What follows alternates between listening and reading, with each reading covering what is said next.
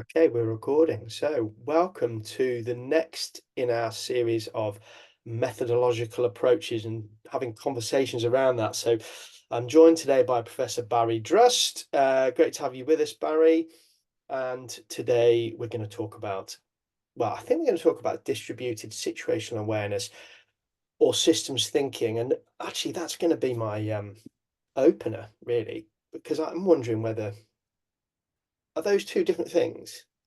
Systems think Um, I've come across these things because I'm interested in the work you're doing, but are they are they the same or are they just slightly different? so distributed situational awareness, I guess, is just like one of the large number of methods that people who are interested in systems research use. So I guess they're related more than the same thing. And I guess I should I often like to start any presentation I do Paul really with like a bit of a caveat, you know what I mean? That um I guess when you're in the realm of not just reporting study findings, you are then in the space where inherently you are passing off your own opinion. And that opinion may be based on, I guess, valid information in your own hand, but it is your opinion. And definitely, um, I learned a qualitative word once, neophyte. So I'm definitely, if anything, a neophyte systems thinking researcher. And so anything I do today, really, I guess, will be coming from that perspective. And it would be really interested actually to get one of the guys who I guess we're working with who really knows what they're talking about to do something around this just to check and challenge it. I suppose I'm much more comfortable talking about why I think it's useful to think about it this way and maybe some of the projects that they're doing rather than a real deep dive around it as you may have done with Andy on a couple of different things. Well, I think that's great. You see yourself as a neophyte here, which, yeah, at the beginning of your journey in this area, because I think what we're trying to achieve with these conversations is making some things that could be seen as complex, making them accessible, and trying to close this sort of this gap that we often see between the theory and the words in an article and actually how they're useful in practice. And I know that that's a massive passion of yours is knowledge translation and working with in applied settings. So would you say that this is a methodological approach that we could use in an applied setting, or would you see it more as just as a way of thinking? Yeah, I think it's a way of thinking really. So let me give you an example, I guess. So I am a physiologist, was a physiologist. I guess that's a different conversation. And I suppose in my research career then, I guess I've been lucky enough to be involved in a lot of projects that I suppose have tried to think about sport performance, developing successful strategy for athletes. And I guess I've also been lucky enough to do some of those projects embedded in sports organizations. Mm, And I guess whenever you then try and translate some of those findings, you run up against a whole kind of like raft of difficulties. Do you know what I mean? Like we all talk about coaches being pain in the arses. We all talk about physios not understanding what we're talking about, et cetera, et cetera. And so I guess as a function of, I guess like having some of those experiences, it felt to me that in some ways you had to address, I guess, like the implementation issue in order to get the technical issue over the line. mhm. It's a bit like I suppose wanting to go on a night out, you've got to persuade someone to come with you before you can decide like where you want to go in that way. So I got quite interested in implementation, and I guess what I typically did was when I was starting to having those thoughts of implementation, I kind of went back to reductionism. So, all right, here's a multidisciplinary team, for example. Here's the sports scientists, here's the physios, here's the medics, here's the nutritionists, here's the coaches. what happens in any one of those areas. If I understand any one of those areas better, I then inherently can understand how they work as a whole if I put them back together. And I guess an example I often use in my research when I'm talking about the demands of football, right? So again, demands of football, physical component, psychological component, technical and tactical component. We can take those apart, we can look at them in detail, spin them round, like further subcomponent them, all the rest of it. And the example I use is an orange. Most people have taken an orange to pieces and then can look at the skin and the segments and the bit of white in the middle. Mm. I haven't seen many people put an orange back together successfully. So I guess like I was just frustrated really with not really being able to try and get my head around how this how I could do better research, I suppose, to try and get over this like idea that all I ever was really doing was a segment and I missed the connection, right? Because the connection felt like the important bit. So frustrated with a reductionist approach, essentially. Yeah, I think so. Yeah, like it was a bit like it just didn't really seem to fit what I thought the problem was, Mhm. which was all actually really about trying to understand, I guess how you trying to understand the connectedness, right? Mhm. And so you could argue that I could reduce down to the connectedness, but that doesn't make sense, does it? Because if you got two bits, Mm. you know, so a bit here in a connection, like it feels like makes more sense to look at the three bits than sorry, the whole rather than the three bits. Mhm. Absolutely. And So systems thinking is that was where you was that the next place you sort of landed. yeah, so I bought a book. I'm not sure I really understood very much of the book, you know. And then what I did weirdly was I got invited to do a presentation at a conference. And again, it was kind of around knowledge translation, I guess, research, effectiveness of research. And part of that, I guess, was to critique where I think we are and then to talk about where we may be going. And I put in a slide about complexity and systems thinking. And you know me a bit, so I do this a lot, really. Like, I'm not really shy of, in some cases, throwing around the concept that I don't really understand. And I actually think probably that's a reason why I've probably done a lot of research that because I guess I feel like I'm a bit of a magpie, do you know what I mean? Get onto a concept, don't really understand it, find my way to somebody who does, Mhm. do some research with them, and then often I'm on to the next thing, but that's another story. So did this presentation, walked out the lecture theatre, and someone said, do you want to go for a beer? The pub that we were going to go to that was really close to the lecture theatre was closed. We ended up like walking quite a bit, ended up in a completely random pub. At which point, two Australian blokes walked up to me and said, "Oh, you know that slide in your presentation about systems thinking?" And I think at that point, I guess I shat myself a bit because I was like thinking, "Oh, here are the experts now walking up to tell me that what I said in this was off the mark." But they didn't actually be like, "Oh yeah, interesting," and from that, I guess we started like some correspondence. And I was lucky enough to go and spend a bit of time with them really and talk to them about a few projects. And I guess it's kind of like developed from there, if you know what I mean. And now actually, like most things, I guess that happens in my head, it's kind of like, I suppose, sexy at the minute. So there seems to be lots of projects, and I'm sure in 2 years' time there'll probably be no projects, but it feels like a really good way to understand a lot of applied issues that link to implementation that limit sports science, I think. So so if it feels quite sexy at the moment, that's in the sort of world that you find yourself around sport and the complexity of sport and football clubs in particular. I know something we're looking at.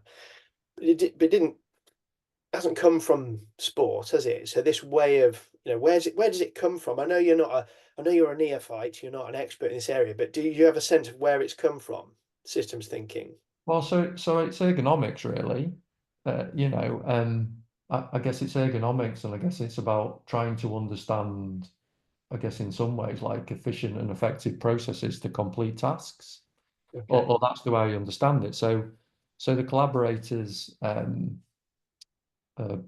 Paul Sam and Scott McLean, who I work with in Australia, I mean, they're not predominantly sport researchers, right? Like sport research is something that they do, but you know, they've got a diverse range of, I guess, like research topics that they do, road safety, Mhm. um, military, submarine type um, research around, I guess, like effective workings of those types of areas. So, it kind of it feels like to me has its own in ergonomics, or these particular people do around trying to understand tasks and effective preparation around tasks. Okay. So things that are so complex, if we, like you said with the orange, if we take it to pieces, and more complex than an orange, in fact, it's a good analogy. But we take these things to pieces, actually they are more than the sum of their parts once they Yeah, connect. But how yeah, do we understand that? So what yeah, so bring it back to your stuff. Can yeah, you give us an example of a specific project that you've yeah. used this with or are using it with? So we've done. There's two projects that spring to mind. Like I've been really lucky to work with a guy called Patrick Hogben, who currently is at the Atlanta Hawks, and his PhD thesis was all around like career longevity. Mhm. And when we started talking about his project, we went straight to physiology. As people get older, they get slower, they take longer to recover. This is why careers end. Mm. Um, and I guess we had a conversation around all of that. And clearly it's a factor, right? But it just didn't really seem to be the whole factor. And Paddy was lucky enough to get some counter movement jump data and we saw some declines, right? But that's jumping, it's not performance, etc. And one of the approaches that systems thinking uses is to develop what are called causal loop diagrams. So they're kind of like networks of factors. Mm. And the idea is that you, I guess, like map these factors, and then you can create, I guess, kind of like feedback loops around these factors, some of which I guess like lead to, I guess, a reinforcement of a given outcome, some of which may lead to a rebalancing of a given outcome. So we actually did a causal loop for career longevity, and Paddy, because of where he is and who he is, like had some really cool contacts. So we interviewed some agents, some sporting directors, some coaches, some players, you know what I mean, and created this really nice map of all of the factors that could maybe lead to I guess like reductions in careers. Mhm. And then actually on the back of that then causal loop, I guess, then was able to make some assumptions of how you could maybe manage some of those transitions for people, right? The other project that we've been doing, or we're doing actually, is in connection with West Bromwich Albion, and that project is using distributed situational awareness, and it's around player transitions. So for those people who don't know anything about football, right, there's like different squads. There's like a first team, and then there's like an under 23 team, and there's an under 18 team. And most of the support systems around those teams work horizontally. So each of those teams will have their own physio, their own sports scientist, their own coach.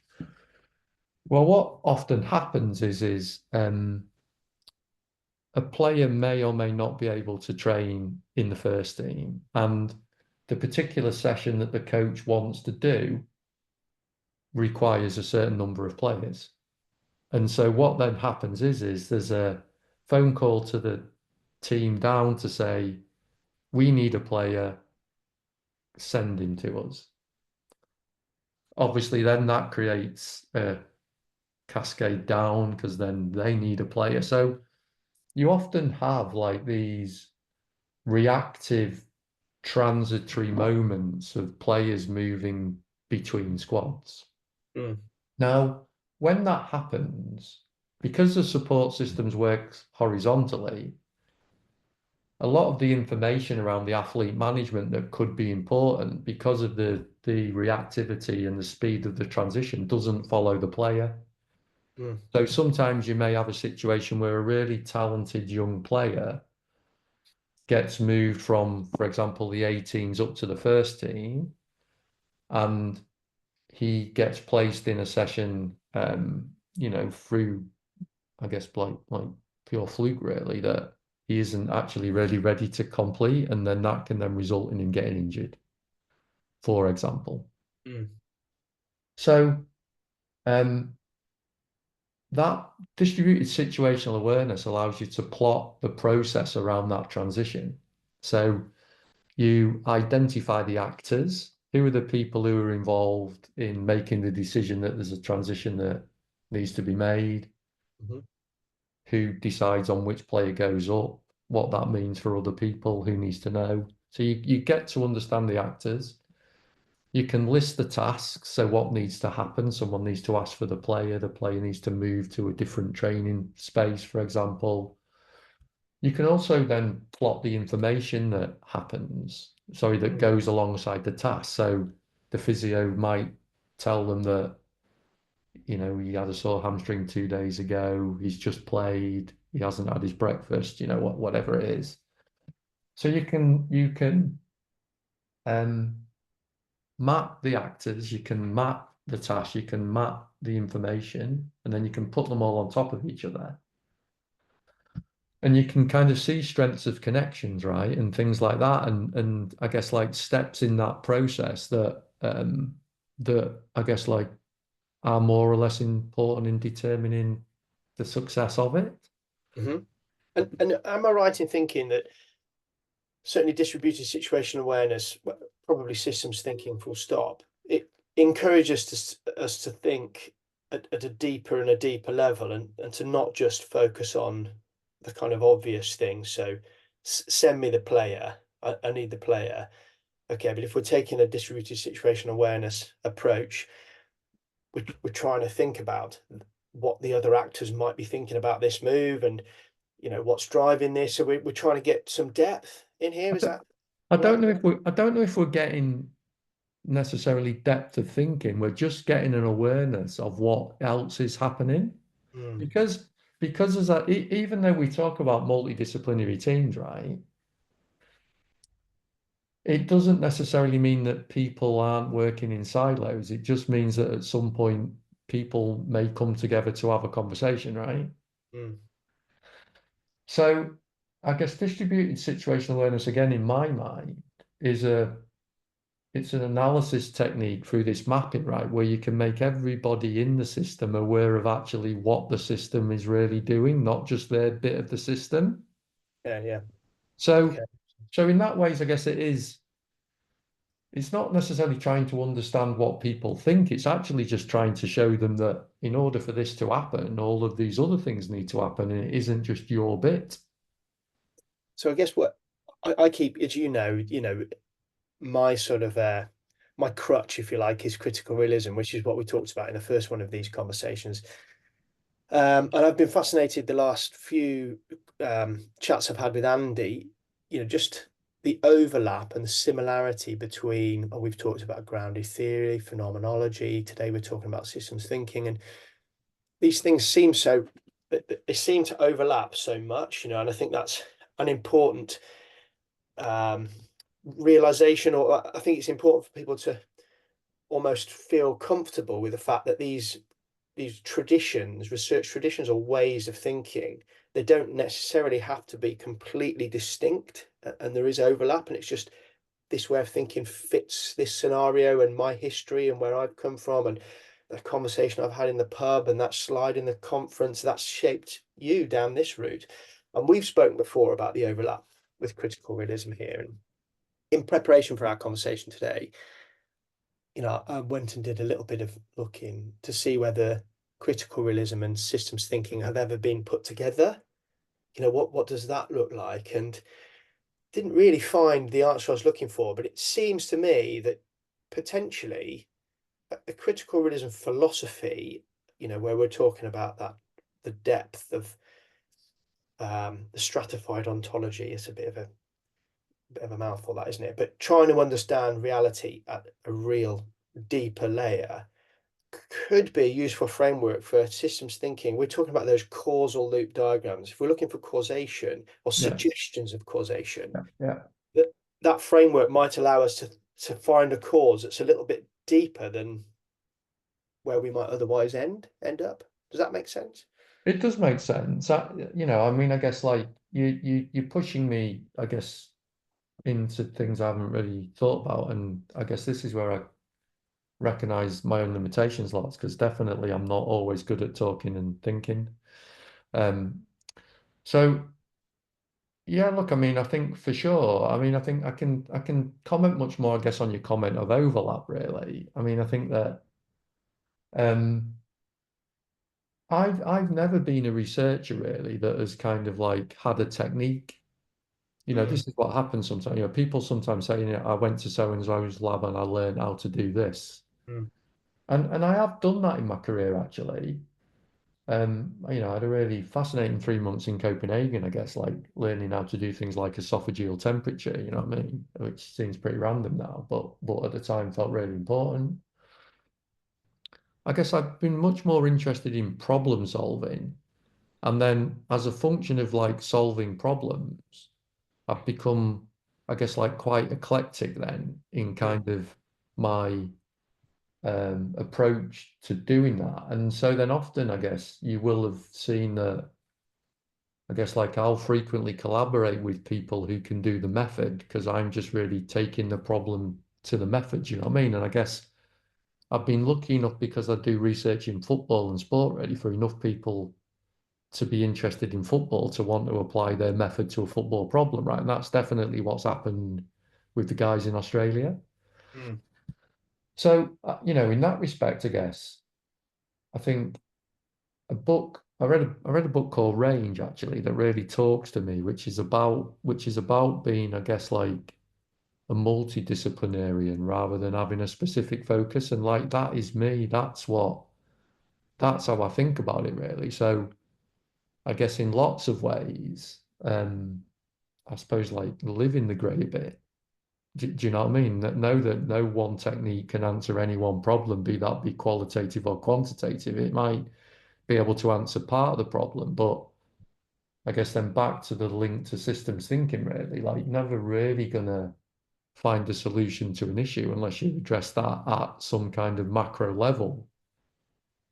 Well, and that links to, I guess, the purpose of these conversations is to try and demystify some of the research terminology so that it can be useful in an applied setting. And in some ways, it's hard to argue, isn't it, that if you're trying to understand the real world issues that are just inherently complex, we have to adopt that kind of multidisciplinary, interdisciplinary approach, or certainly be open to answers from other disciplines. If you think about, well, you've already talked, haven't you, about football having that kind of physical component, the tactical, the technical, the psychological. That's the kind of four corners of the FA model. Yeah. But you can stick a whole load of other disciplines in there as well. The sociological impacts around talent and the philosophy. And I really enjoyed reading the paper, the tip of the iceberg paper that you sent me, and I think that was some of the colleagues you mentioned. Yeah, yeah, yeah. Is it Gordon McLean? Um, really found that fascinating. And the causal loop diagrams. It took me a while to get my head around the diagram, but the words that went with the diagrams, that felt like a really useful way to address some complex real world issues that I could completely relate to, that I don't think are just in football either. I think they're across lots of different sports. So, for people listening, that's a paper we could perhaps put a link to. And then you Yeah. also mentioned this book, Range. So is that Yeah, yeah, I can definitely find a link to that.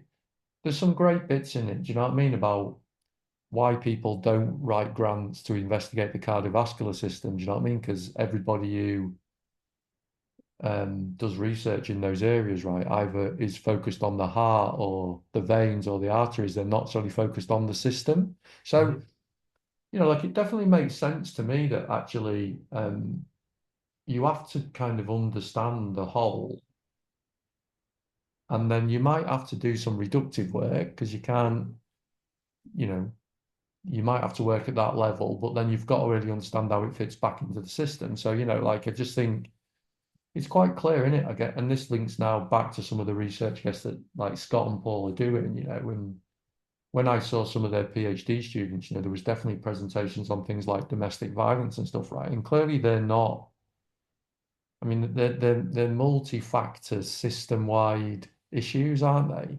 Hmm. A bit like antisocial behavior, like is antisocial behavior just down to kids having, parents who are not present? Well, they've got nowhere to go, they're not engaged with school. Mm. Like it doesn't take long, does it, to then start to scale it out and think, well, actually, do need to really understand it at that level. So, I suppose, causal loops, for example, are a great place to start then to do deductive work or, Mm. or to pull out things, I guess, then to start thinking about in a more like focused way. But distributed situation awareness, I understand, is kind of one of only around 300 techniques or something that these guys have to understand how systems function. Okay. I do believe Scott has just wrote a book actually on the methods, so maybe we could put a link into that as well. Yeah, that'd be good. Well, listen, we'll wrap this up in a minute, but I guess this is my final question. And again, you might not be able to answer this, and maybe I don't know if it's a good question or not, but we've talked certainly in previous conversations around this notion of when we're looking at complexity and we're trying to understand it, and we are, critical realism talks about causal mechanisms, and we're looking for sort of answers and what causes this, what triggers it. Um, and in my work, I've always been really careful to sort of say, look, this critical realism talks about a fallible truth. So this is our best attempt at finding a cause. Is that something that, does that sit comfortably within systems thinking? Is, if we use the big words that people hate, are we talking about here the epistemology and ontology, the kind of that we're meeting in the middle of this one truth versus it depends on the context? Are we looking for something useful in the middle where we recognize it might not be the only way, but it's the best way that we've come up with? Does that sit within this, or is Yeah, it not I something that gets mean, talked about? I would imagine, right? Because, I think there's definitely a recognition that not all systems function in the same way. And so inherently, I guess, that's why that's why you need to do, I guess, like research within the context of what you're looking, right? So, you know, we're using distributed situational awareness to look at transitions at West Bromwich Albion. Of course, there'll be similarities, but differences within uh, Mm, that same process at like a different club. mm, Of course, if we went to, I don't know, rugby, we might see similar things happening, but so I suspect again, really, there'd be some generalizable things, right? There'd be some bits that would be so specific. mhm, And I guess what I really think about research, what really came into my mind then, Paul, when you were um talking was that I don't really like use research papers now as, I guess, quote unquote, for truth. mhm. I kind of almost use them for points of conversation, Mm. if you know what I mean. That's a Like, nice. like which could be either the research has showed that this might work. Should we try this? The research has shown us this. What do you think about that? Mhm. Like this, so, inherently, I guess, really, like I suppose, yeah, I don't frequently look at research papers and think like that's the answer. I guess I'm just like using it as a stimulus. Do you know what I mean? I guess it's a point of departure, isn't it, for the next conversation that you're in or thing that you're trying to work out. It's ideation, really, I guess, because like I'm not changing topics slightly. I don't know how big a believer I am in evidence-based research. Again, at one level, depending on the magnification that we use, you know what I mean? Mm, But in in the details, I think you've always got to be able to move your thinking mm, from big to small, you know, and stuff like that. I think actually that's a pretty valuable skill as a researcher, really. mm. Moving from big to small, I guess. Yeah. Or Uh, just moving your perspective, like moving your perspective. I mean, it's great, isn't it? Like, I've always wanted on one of these websites, right, to design my own pair of trainers. I've never yeah. done it right, and it's stupid, really, because I could obviously easily do it, but I actually once did it with two PhD students around the VW camper van, which you can also design, right? But what I guess the point I'm trying to make is, right, is that, when you get those programs and they're good, right, you can like spin it around, Hmm. and you have to spin it around, don't you? Yeah. Yeah. Do you know what I mean? Yeah. Like, To you see it know, from every vantage point, yeah, yeah. from every So perspective. I just think like spinning it around just makes complete sense to me rather Mm. than looking at it from one angle. Yeah. Yeah. No, I think that's a great sort of metaphor to wrap things up on. And hopefully people have made it through and they listen to this to the sort of VW campervan bit.